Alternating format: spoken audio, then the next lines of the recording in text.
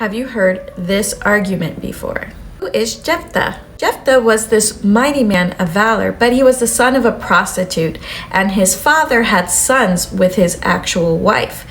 So when these sons grew up, they actually kicked Jephthah out of the house and took away his inheritance and said, because you're the son of another woman. Jephthah has lost everything, but the leaders of Gilead come to him and say, come fight with us against the children of Ammon, and then if we win, you'll be our head. And so Jephthah agrees. This is why it's so important for him to win. He's lost everything, but if he wins against Ammon, then he gets to be the leader. That's why he makes that vow.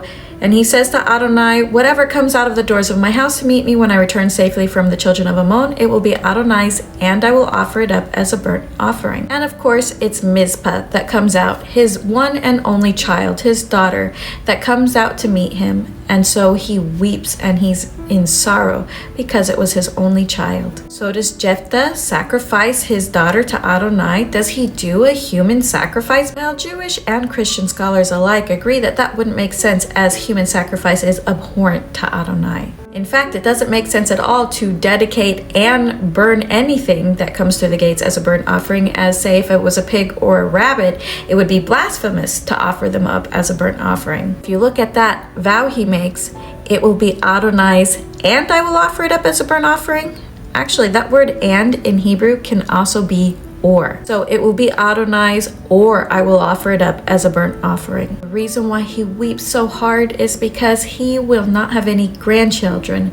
Here he is now a leader of his people, and his one and only child is now going to be a virgin, and she cannot have children, and he will lose his legacy after he worked so hard to get it. We know that women worked in the service of the temple. In Exodus 38:8, it says that there were women that served at the entrance of the tent of meeting, and in other places it mentions women serving in the temple. There is another vow very similar to this that happens right around the same timeline, and that's Hannah's vow for Samuel, that if the Lord would give her a child, she would dedicate it to Adonai. And of course, her son goes and lives in the temple.